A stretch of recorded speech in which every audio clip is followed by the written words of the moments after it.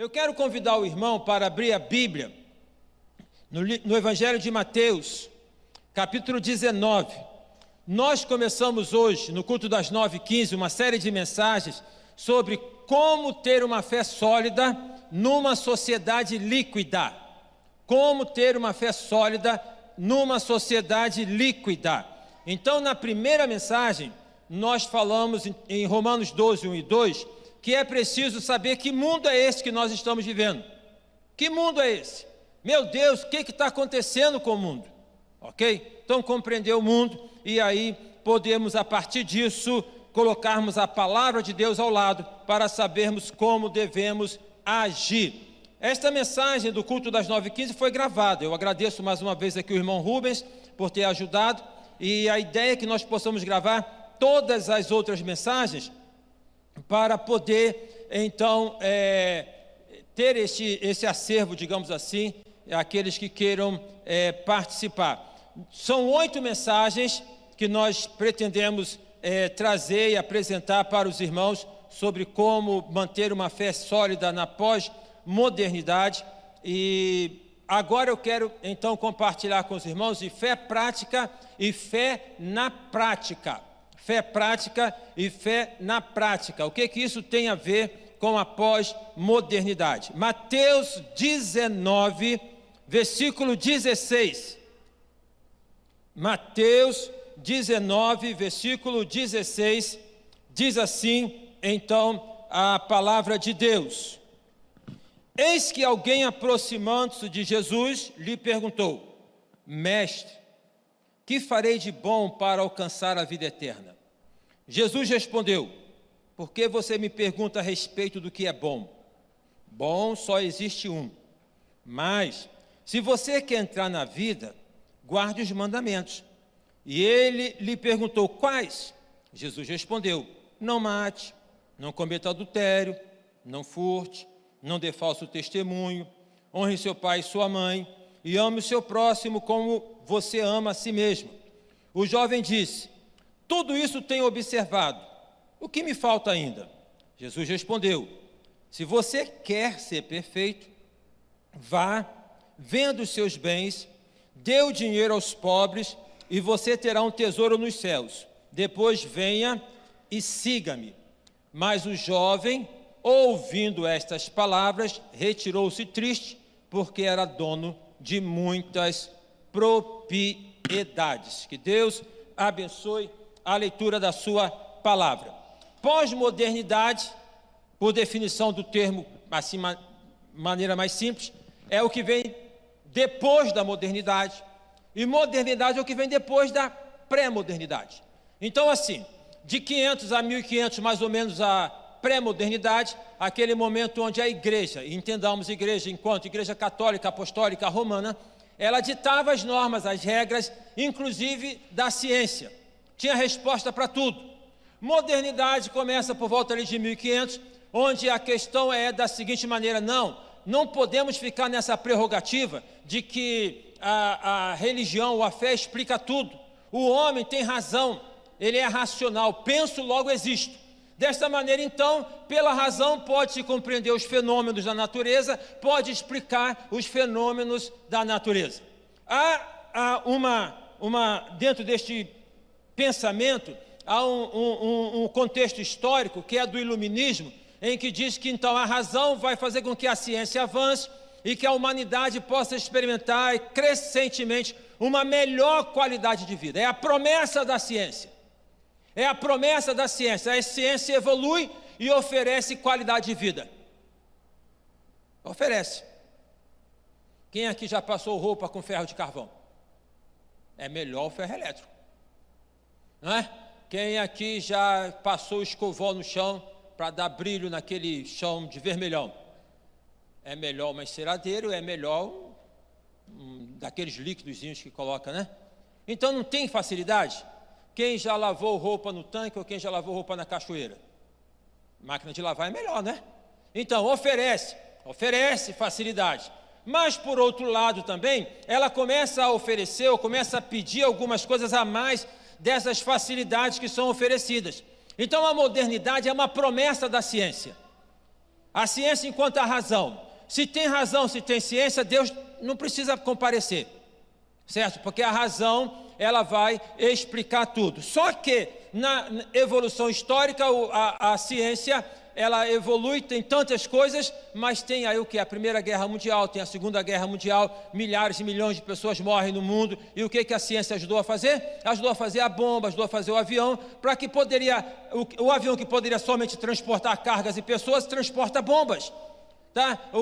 A lança lança fogo, queima pessoas. Então observa que há uma frustração com a ciência, muito embora ela tenha o seu valor e continue presente aí. Há esse sentimento de frustração e começa então a ter esta falta de perspectiva em termos de futuro. Se a modernidade prometia um futuro melhor, então, frente ao que na verdade o avanço da ciência trouxe, começa a ter o seguinte: o futuro não é tão bom assim. E aí entra gradativamente a máxima: aproveite aqui e agora, solte as amarras da razão e viva pela via das emoções. Deixa de ser racional e seja sensitivo. Nós estamos numa época, num tempo do sensitivo. Então o que nos atrai mais? É a iluminação, é a imagem, é aquilo que está sensível, que toca nos nossos sentidos, na nossa visão. E não tanto pela questão da razão que explica, não quer mais muito saber como é que é, só quer sentir, tá? E isso abre espaço para tantas coisas. A pós-modernidade, então, ela vem nessa desconstrução da modernidade, da razão, e a modernidade é o seguinte: ela tem a premissa da razão, tem a premissa da razão, tem a premissa da explicação. Explica tudo, tem conceitos, tem metanarrativas, tem conceitos que são dados. A pós-modernidade fala assim: não tem conceito. Não tem conceito. Por exemplo, tá? A compreensão de Deus, bíblica. Deus, no princípio, criou Deus os céus e a terra era sem forma e vazia. A narrativa bíblica, a vinda do Senhor Jesus, a questão do pecado, são narrativas que nós temos à luz da palavra de Deus. A pós-modernidade vai falar o seguinte: isso é besteira. Não tem essa ideia de poder ter um Deus único, de ter um Deus que seja aquele que seja o Deus de tudo. Não, o que existe são vários deuses, e aí cada um tem direito de poder ter o seu Deus. Logicamente, então, se tem essa percepção de cada um poder querer ter o seu Deus, o que acontece? Abre espaço para aquele pensamento que diz: todos os caminhos levam a Roma. Você já deve ter se deparado com essa questão, que é a seguinte: não importa a sua religião, o que importa é que você está aí seguindo a Deus. E aí algumas coisas começam a penetrar dentro da nossa compreensão, porque Deus começa a ser substituído por uma energia. Deus é uma energia. A Xuxa já falava: é o cara lá de cima. Então começa a ser uma desconstrução do conceito. E aí nós vamos aos poucos perdendo então a compreensão daquilo que é um conceito bíblico que está colocado e narrado dentro da palavra de Deus. Logicamente, então, a questão é a seguinte: se é contra as metas narrativas ou as metas narrativas, se tem várias narrativas, então isso aplica a Deus. Isso se aplica à família, cada um tem a família que quer, cada um tem o casamento que quer. Isso se aplica a sexo. A questão não é masculino, não é feminino, são gêneros. E entre sexo e gênero tem uma diferença. São aproximadamente 71 gêneros, talvez reconhecidos no Brasil. Em Nova York, parece-me, a Comissão deles de Direitos Humanos colocou que são 31 gêneros. Tá? Então, é muito gênero, ok? Porque é a questão do aspecto sensitivo, porque é a questão do prazer. Não tem razão. Solte as amarras que te prendem e abra então a porta da porteira para os prazeres. Realize os seus prazeres, não se reprima. Não é uma frase também tão nova assim. Bom, se não tem metanarrativas, então também não tem verdade. O que existe são múltiplas verdades. É verdade para você, mas não é verdade para mim. É verdade para você, mas não é verdade para mim. E você entende assim, mas eu não entendo assim. Ok? Então começa a se ter várias interpretações. A questão não é impor um pensamento para todo mundo andar em ordem unida ali, mas existem aspectos que são norteadores da nossa fé, que nós precisamos entender. Não é então essa relatividade, que é dessa maneira, mas também pode ser daquela outra maneira, que pode ser daquela outra maneira, que pode ser daquela outra maneira. Ok? Bom, se então tem múltiplas verdades, está um pouco de cada um querendo alcançar a sua verdade e justificar, alcançar a sua verdade e justificar. Eu sou assim por causa disso, disso e disso, também um outro que faz diferente, aí começa a apontar lá o erro do outro, o defeito do outro, aquelas questões, tá? E poder falar, a sociedade é hipócrita, e é verdade. Tem muita hipocrisia na sociedade, o discurso da igreja é hipócrita, e de certa maneira também é verdade, tem muita hipocrisia no discurso da igreja, tá? Então começa a ter essas formas. Se tem essas múltiplas verdades, as pessoas começam então a se identificar. Que verdade? Você tem qual verdade? Então tá, eu sou aqui com você, eu outro sou dali, eu sou dali, eu sou dali, então tem múltiplas verdades. E as pessoas começam a se agrupar nas múltiplas verdades, chamadas minorias. As minorias. Então a minoria dessa verdade, daquela, e essas minorias elas podem, se elas se unem, elas formam maioria. E se elas formam maioria, elas formam pensamento, e elas ditam pensamento. Acontece na igreja? Acontece na igreja. Por exemplo, me perguntaram, pastor, como é que era a questão das denominações na igreja do primeiro século? Não tinha. Tinha. Me lembra o saudoso pastor Davi Motinha, né, Valdomiro Mota, que falou que quando era missionário na Colômbia, naquela época, lá em 1950, 40, sei lá, o padre chamou para um desafio em praça pública para poder falar que o catolicismo era a igreja verdadeira e que o demais não era verdadeira. O Valdomiro Mota, ele era um pastor muito espirituoso, o pastor Sebastião deve ter conhecido ele, né, muito espirituoso e muito emotivo, chamado até de profeta chorão. Aí ele foi lá para o debate.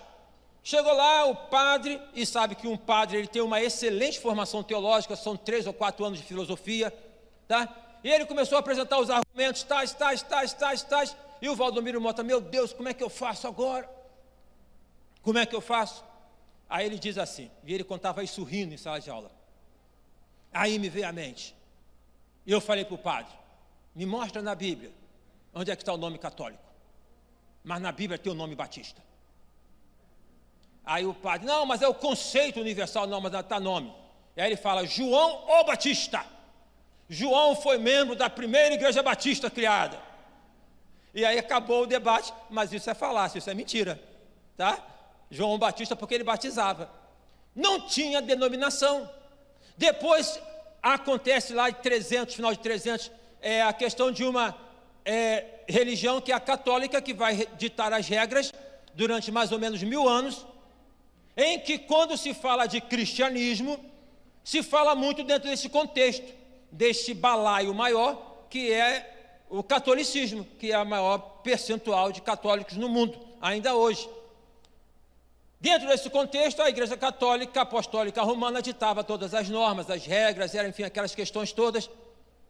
Martim Lutero, ele vai lá cravar na alma do catolicismo as distorções teológicas, e o modernismo, ele se aproveita desse momento que Martim Lutero fez também, porque enfrentou um pouco a autoridade da igreja, tá?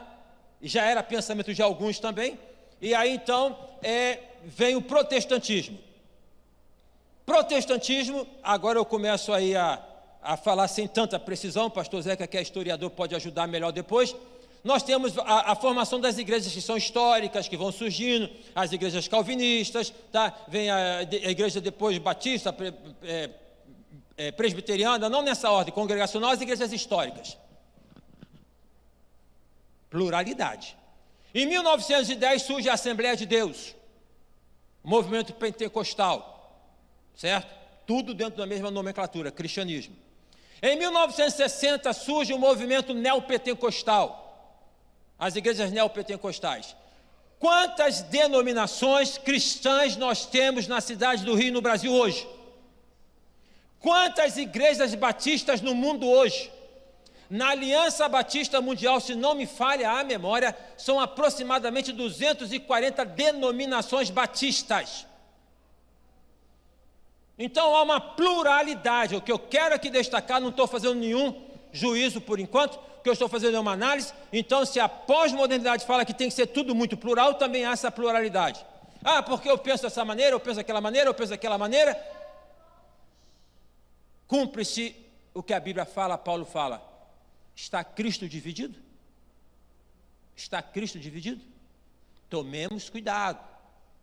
Há o aspecto, sem dúvida, da livre interpretação das Escrituras, mas tomemos cuidado para que nós não possamos criar os nossos guetos teológicos e denominacionais e nos lançarmos frente a uma, por vezes, chamada guerra santa. Então tem múltiplas verdades, cada um faz o que quer. Então cada um faz o que quer, tem liberdade. Eu sou dono do meu nariz, eu faço o que eu quero. Eu faço o que eu quero com a minha vida, eu faço o que eu quero com o meu corpo, eu faço o que eu quero. Hoje as crianças já são alimentadas nesse sentido. 12 anos, menos, eu quero mudar de sexo. Então muda. É possível mudar. Porque eu quero isso, eu quero aquilo, então pode. Eu quero essa satisfação dessa maneira, tudo bem. E há então essa questão de pluralidade. Essas verdades, se elas se multiplicam, elas colocam então, acompanhe, eu falo rápido, mas eu acompanho o raciocínio. Se elas se multiplicam, então tem o que? Uma rapidez. E nós estamos vivendo numa época de muita rapidez. Muita coisa acontecendo assim, 2022 passou e é possível que você tenha dito, eu nem percebi. Quer uma dica? Concentre-se, você está em 2023. Não repita 2022. Se delicie com o dia. O dia é um prato servido quente. Coma pelas beiradas. É uma comida gostosa. Se delicie com o dia. Certo? Este é o dia que Deus nos deu. Alegremo-nos e regozijemo-nos nele. Dessa maneira, então, esta velocidade, o homem está correndo atrás de quê? Atrás de quê? Pastor Zeca aqui fala o contrato do Cristiano Ronaldo, que o Corinthians parece-me que fez uma oferta, né, para poder ter, mas o cara vai para lá para ganhar 1 bilhão por ano. 1 bilhão. Bom, na pirâmide social, parece-me que 8% domina a riqueza do mundo todo, e pessoas que têm não somente 1, mas 2, 3, 20, não sei quantos bilhões, se desde 1.500, ganhando 5 mil, não chega a 1 bilhão, uma pessoa que está hoje com 50 anos, com 40 anos, que tem 20 bilhões, ela passa a vida e não gasta tudo. Ela passa a vida e não gasta tudo. Faz o que com esse dinheiro? De um lado, então, uma pequena fatia com muito dinheiro, do outro lado, uma fatia enorme sem nada, a gente passando fome. Aí entra um discurso, entendeu? Que é o discurso da justiça social, que é o discurso que a política se apropria, para poder falar, vamos dividir, né? Vamos fazer com que seja melhor. E a gente fica ali avesso, e esse discurso também é um discurso falso, porque nessa divisão, na proposta do comunismo, por exemplo, que é essa proposta, a divisão é o seguinte, divisão para os outros, mas para mim não. Então os caras que são os grandes, eles têm muito dinheiro, mas não vale. O comunismo, enquanto ideologia, já foi questionado por uma escola crítica em 1940 como falido. Mas o capitalismo não é lá também essas coisas, porque ele faz essa aglomeração e cria essa questão de velocidade. Você comprou uma televisão, eu comprei uma televisão lá para casa e falei, puxa vida, que legal, 4K. Instalei, já tem a 8K. Aí você vai lá e compra 8K, já tem a 16K. E aí você quer comprar cada vez melhor, mas deixa eu falar o seguinte, a transmissão mal chegou a 4K. Os irmãos estão entendendo? Então tem que consumir, E isso cria essa rapidez, essa ligeireza. Indo para onde? Vai fazer o que com esse dinheiro? Não sei, só quero ter.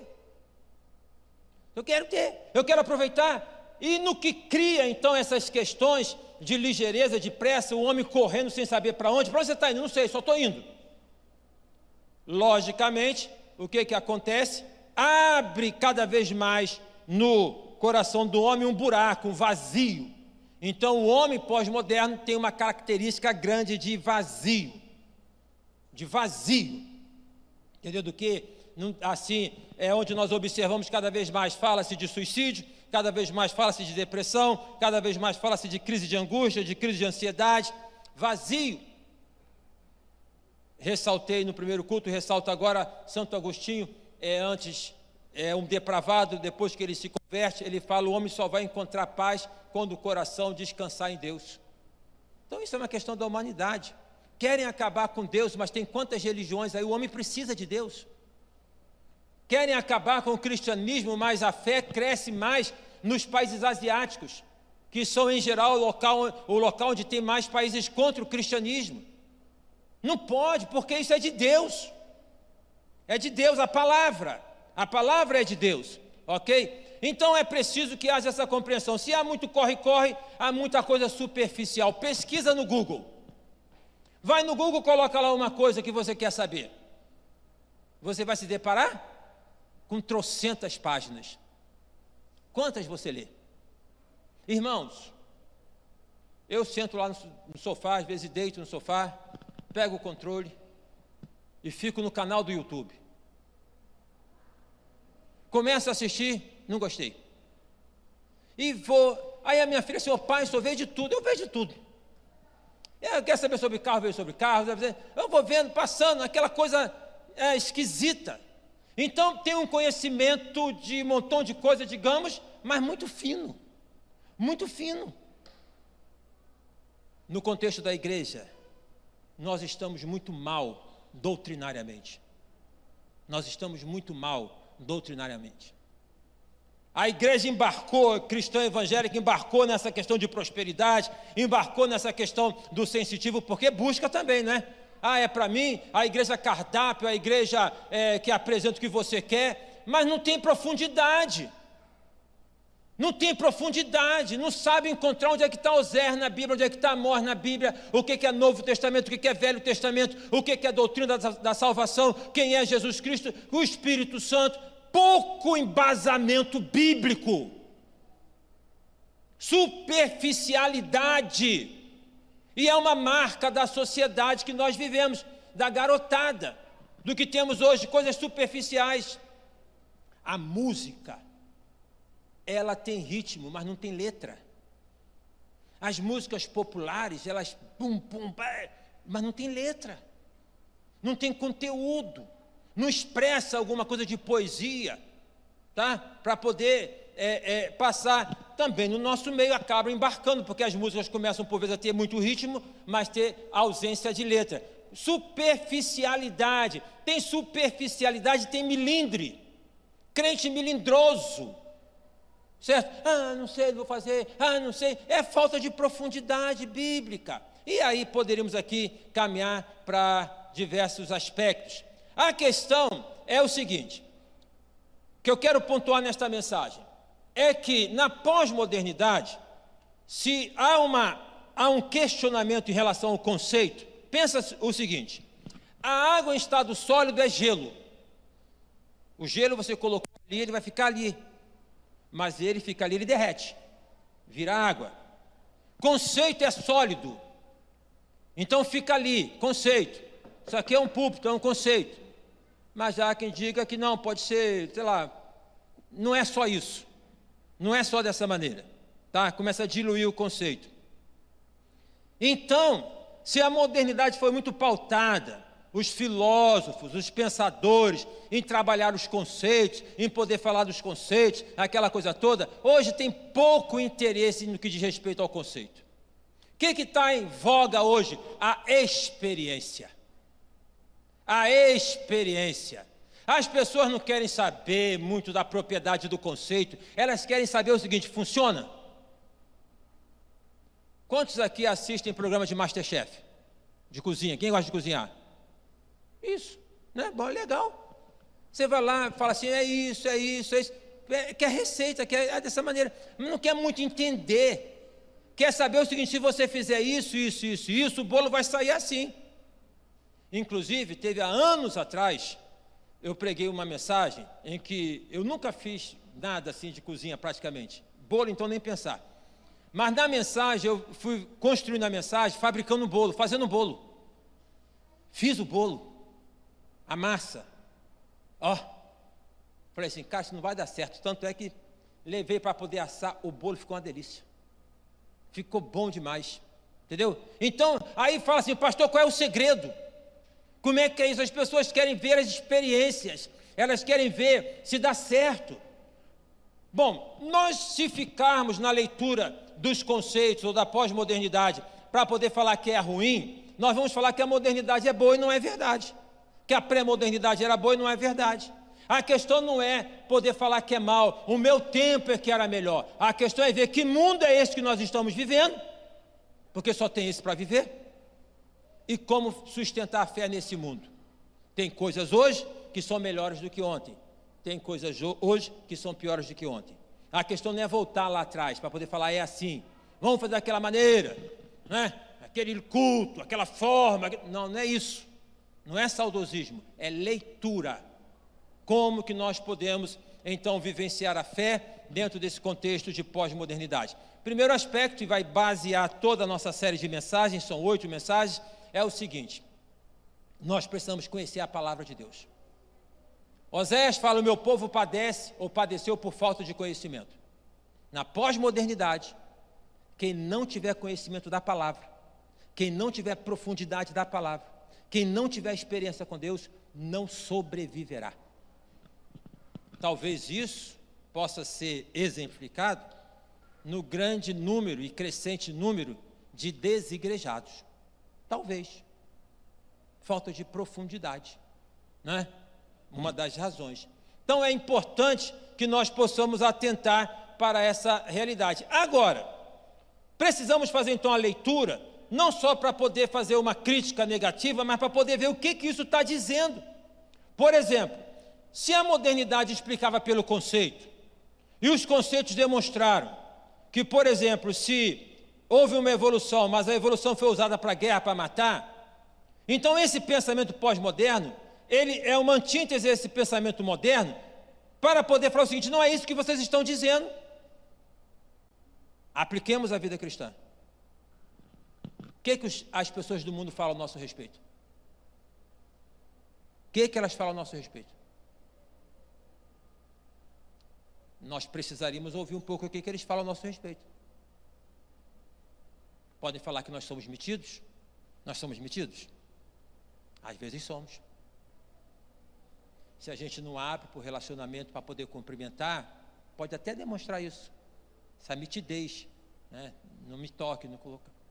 O que as pessoas podem falar ao nosso respeito? São preconceituosos. Nós somos preconceituosos?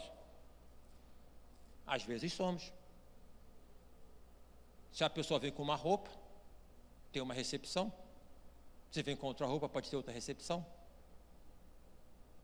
E daí poderia colocar para diversas outras coisas. Tá? Por exemplo, dentro dessa questão de multiplicidade, tem então os gêneros que são tantos, tem a homossexualidade, que é muito presente, mas ela não é nova. Ela já estava presente lá em Sodoma e Gomorra, presente na Grécia, presente em Roma, sempre presente.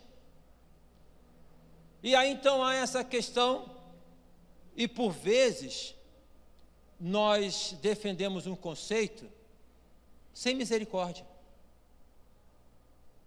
Seja qual for a pessoa, independente de qualquer coisa, é uma pessoa por quem Jesus morreu. Amém? Isso é concordar com o que ela faz? Não é. Isso é aceitar como norma? De hipótese alguma. Isso é corromper os valores da igreja bíblicos? De maneira alguma. Mas significa respeitar amar e orar. Pais, venham cá. Vocês têm um desafio enorme com seus filhos. Vocês têm um desafio enorme com os filhos de vocês. A cabeça deles não é a sua cabeça. A agilidade, a rapidez e o que eles recebem fora de casa é muita coisa. Você tem que prestar muita atenção com seus filhos. Tem que ter muita atenção. Muita atenção. Precisa saber até orientar, porque também não cabe muito, mas assim é errado. Tem que conversar, explicar, sentir. É difícil, não é fácil. Se nós criamos os nossos filhos no caminho do Senhor, já é difícil. Imagina se não fizermos assim. Eli teve dificuldade com os filhos? Teve, mas Eliseu que o sucedeu também teve. Samuel, desculpa, que também teve. Eu falei no primeiro culto Eliseu, né? Samuel. Mas acho que Eliseu também teve. Você é crente e o filho pode, na vida adulta, ele não querer ser. É questão dele. Você pelo menos orientou, investiu. Agora a dificuldade é que com esse corre-corre todo, os pais não estão tendo tempo para os filhos. Né? Estou cansado, ver televisão. Então, as crianças estão ficando cada vez mais viciadas. Enfim, é uma dificuldade. Mas aí então é essa carência de exemplo. O que as pessoas pensam a nosso respeito? Porque elas estão olhando e falando o seguinte: vocês falam do conceito, mas eu quero ver a vida de vocês. Eu quero ver a vida, eu não quero ver a roupa de vocês. Eu não quero ver como é que você se veste, eu quero ver a sua vida. A sua vida faz diferença? Se a sua vida faz diferença, me diga como é que eu posso ter uma vida assim. E aqui então o texto fala desse jovem. Qual o nome desse cara? Não tem nome. Não aparece o nome como muitos. Mas subjetivamente, não subjetivamente, mas claramente aparece que ele era um religioso. Ele é um crente, como muitos crentes hoje, nominais. Crentes nominais.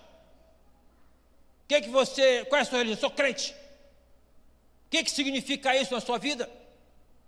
O que significa ser crente na pós-modernidade? O que significa ser crente em qualquer tempo, em qualquer época, em qualquer ocasião? Então por que ele é um crente? Porque ele conhece os mandamentos, ele guarda os mandamentos. Então ele é um crente nominal. Na pós-modernidade o pessoal não quer saber de crente nominal. Na verdade nunca quiseram saber de crentes nominais. A fé só propagou e avançou porque pessoas fizeram valer na vida a diferença. Elas olharam e viram o seguinte: poxa, esse cara perseguia as pessoas, agora está pregando o evangelho. É Paulo. Esse cara era um pobre, agora ele está aqui. Esse cara era aleijado, ele era cego. Me diga, não sei qual foi o milagre, me diga como é que foi feito isso. Era o cego, ele falou o seguinte: eu não sei como é que foi, uma coisa eu sei, eu era cego e agora eu vejo. O pessoal quer saber disso, não quer saber de teologia, eles querem saber de como é que muda, o que não significa dizer que nós não devamos estudar, não é isso que eu estou falando, mas é questão de ter vida. E talvez nós possamos, em parte, nos grandes movimentos que surgem, esses grandes movimentos do protestantismo, do pentecostalismo, do neopentecostalismo, vamos ver o que vem para frente, não é? São movimentos que, de certo modo, talvez possamos entender como rupturas de Deus. Só que eles rompem e daqui a pouco eles se acomodam. Já não se é mais crente pentecostal como era. E não estou falando que era certo, mas já não se é mais. Entendeu? Então, são formas que o Espírito Santo atua para poder fazer com que haja uma explosão e a igreja possa, então, assim, avançar. Por quê? Porque o mundo não quer saber de crente nominal. Eles são os crentinhos, se reúnem por aí, fazem, não quer saber. Mas se tem vida, se tem experiência, se você fala, eu experimentei, é bom, se você fala, foi assim na minha vida, a minha vida era assim, agora dessa maneira, então isso tem diferença.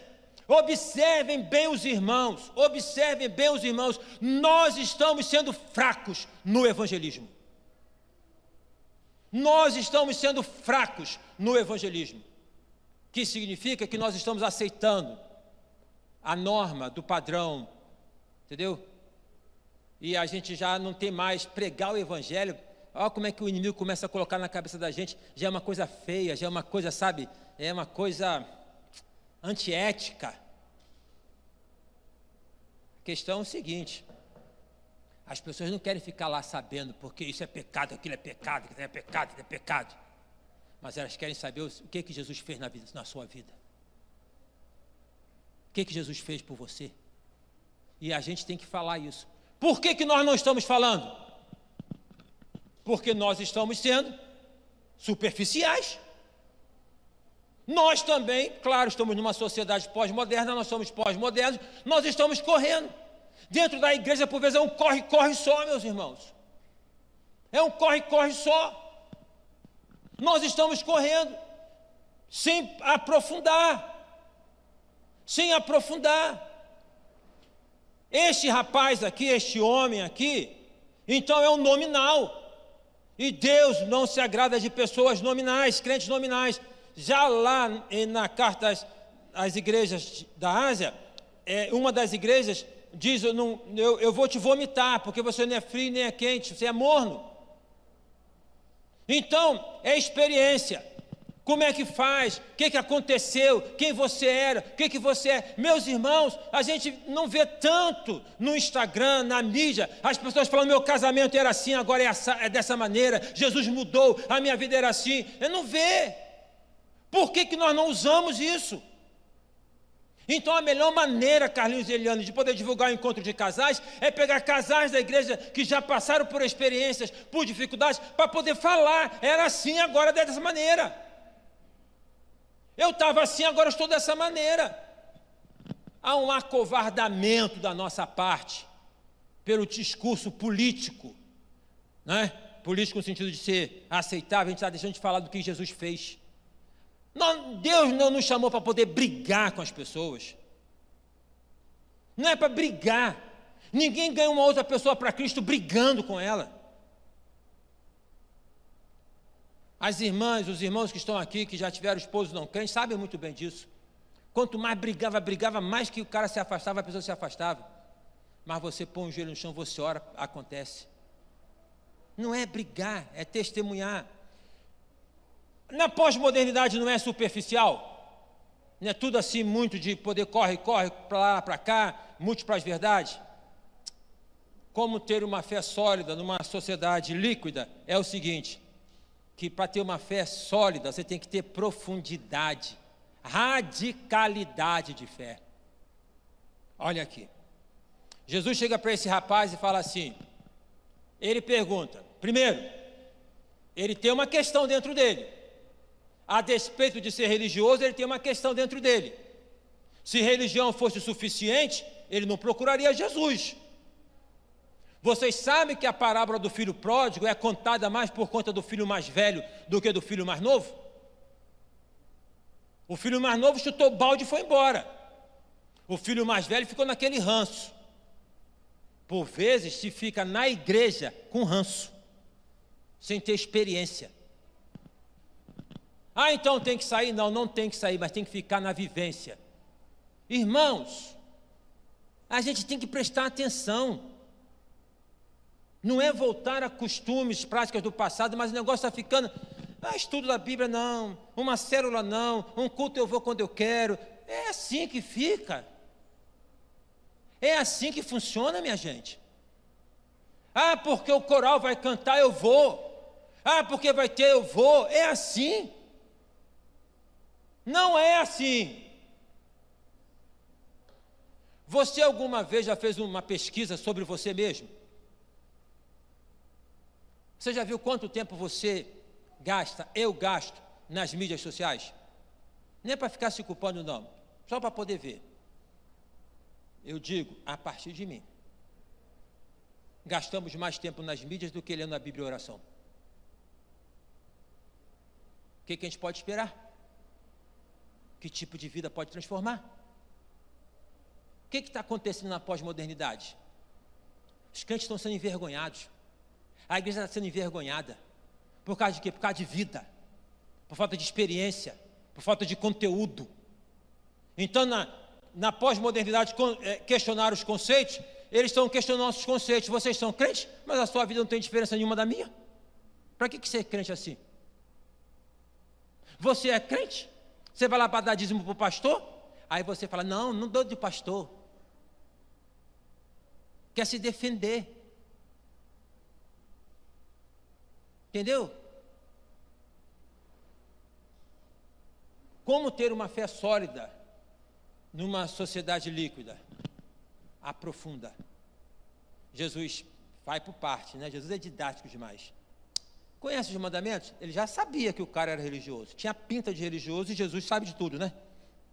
Já sabia. Conheço todos, desde a minha meninice. Que vantagem. Isso me faz lembrar de uma piada, né? Vou contar, não sei se cai bem, mas vou contar.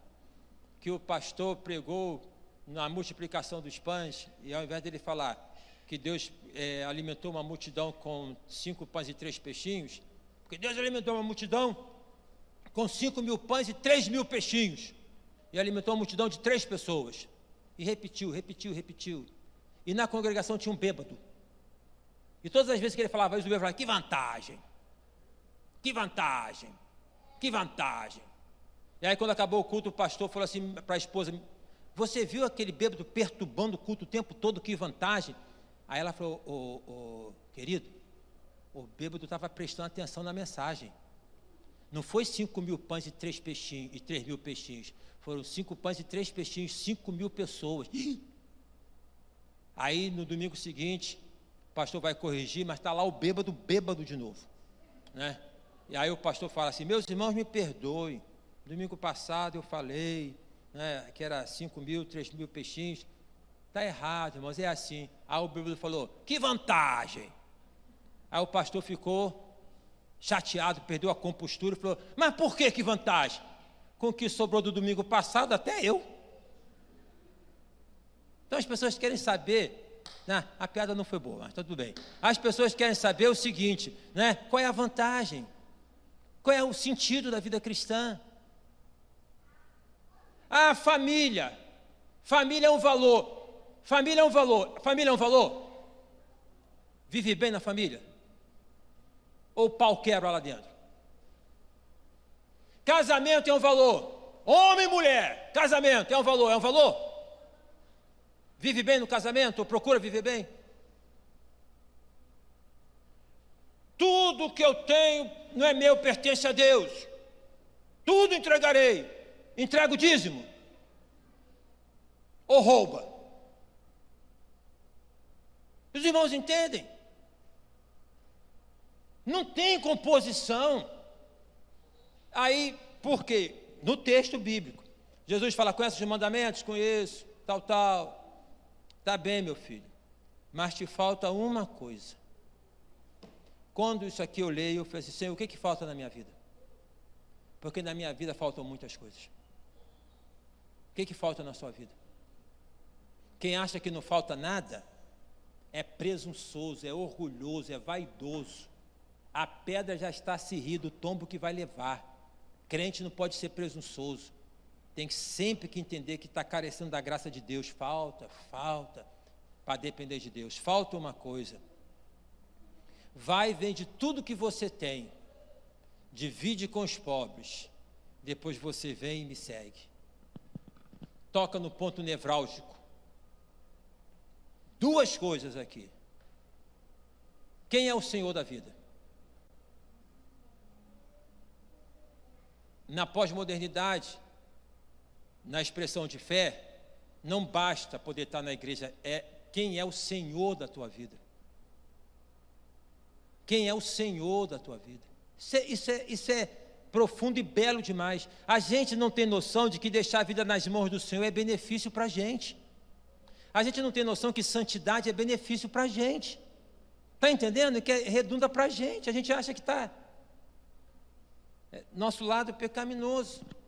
Então, essa perspectiva que não, para poder seguir ao Senhor Jesus, seja lá então naquele tempo como hoje, com modernidade líquida, tem que aprofundar, põe a sonda, tem que achar o solo. Não vai fundamentar num terreno que é arenoso. Aprofunda a tua fé, meu filho. Aprofundemos nossa fé, meus irmãos. Aprofundar, tocar no solo, tocar na rocha da nossa salvação, Jesus Cristo.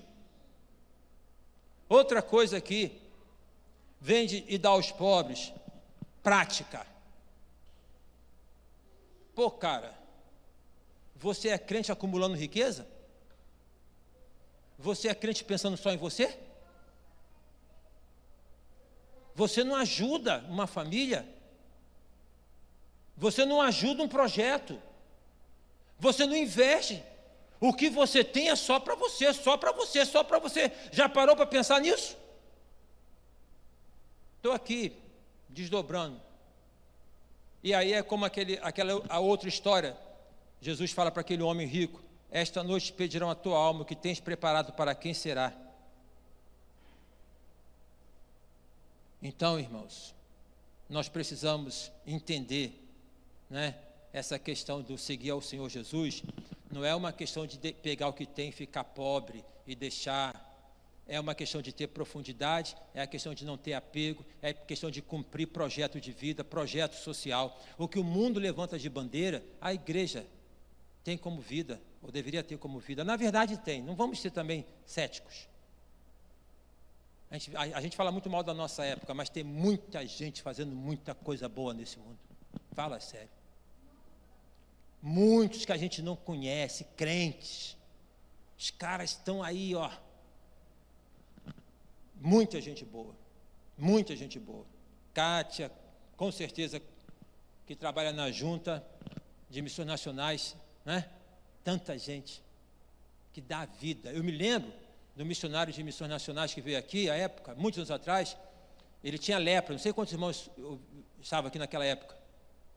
Ele foi curado de lepra. Aí ele saiu de uma... Deus chamou para ele poder ser missionário, ele foi. Aí chegou lá na região que ele estava, não me lembro aonde, tinha uma igreja lá dentro do leprosário que estava abandonada. Não tinha nada lá, mas tinha pessoas lá. Aí o missionário, tem gente que é enjoada, crente que é, ele vai pedir apoio, pastor Zé, como a igreja. Aí pede o apoio, aí o pastor tem que levar para o conselho examinar, para ver se tem dinheiro, para finanças. Aí tá bom. Passou um tempo, ele vai lá, o pastor falou assim, o conselho entendeu que não é da vontade de Deus, que não é para poder aplicar esse dinheiro, conselho. Aí o missionário falou assim, ô pastor, não preciso de conselho não, eu preciso de dinheiro. O senhor não quer dar, não tem problema não, o senhor vai arrumar. Desaforado, né? Pois Deus abriu uma porta para ele, para um projeto, e aquilo que estava lá parado, ele começou com um time de futebol, com crianças, tudo, o trabalho cresceu. Tem muita gente boa fazendo muitas coisas no mundo. Deixe-me falar uma coisa para os irmãos, aqui na igreja, tem muita gente boa fazendo muitas coisas aqui. Tem muita gente boa. Precisamos de mais, sem dúvida, mas tem muita gente boa. Então, irmãos, pós-modernidade, fé prática e fé na prática. Fé prática é aquela questão de que eu sou crente, fé na prática, vida, vida. Na pós-modernidade, as pessoas querem ver vida. Me diga como é que funciona, me deu, né? Deu exemplo. Diga para mim, por que eu devo ir no encontro de casais? Por que eu devo ir? Fala para mim. Fala para mim por que eu tenho que ser crente. Diga para mim, dê uma razão.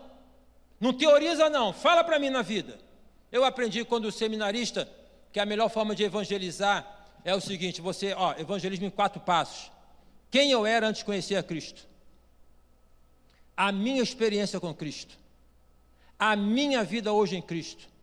E a minha esperança em Cristo. 4 passos. Não começar o evangelismo pegando um texto tal, fala da tua vida, e Deus coloca palavras na tua boca. Deus coloca palavras, vai abençoando.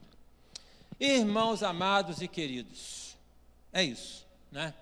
Então, a primeira mensagem, nós falamos sobre a questão, que mundo é esse que nós estamos vivendo, agora fé prática, e fé na prática, fé prática e fé na prática, a vida na prática, e nós vamos, pela graça do Senhor, discorrer sobre outros temas, por exemplo, o panteão do século 21, como pregar o evangelho na pós-modernidade, Paulo em Atenas, tá? Vamos falar, se Deus der graça e permitir, se não voltar, se não me chamar, né? Vamos falar, deixa eu passar aqui, muita coisa anotada. A salvação, só em Jesus ou qualquer caminho serve? A quinta mensagem, conceitos eternos no mundo plural. Quem é Deus, quem é Jesus, quem é o Espírito Santo? Sexta mensagem, abolição ou absolvição do pecado. Sétima mensagem, passar aqui, irmão, só um instantinho. Liberdade e santidade, porque pensa que ser santo é ser escravo. E liberdade é um conceito muito precioso aí na pós-modernidade. E por fim, a última mensagem, graça e hipergraça. A multiforme graça de Deus e a pluralidade na pós-modernidade. Tá? Que Deus nos abençoe, nos conceda graça, e o meu intuito é falar aquilo que Deus colocou no meu coração para a glorificação do nome dEle, para poder abençoar a sua vida, abençoar a igreja, para nós nos tornarmos cada vez mais firmes aqui, na palavra de Deus. Amém?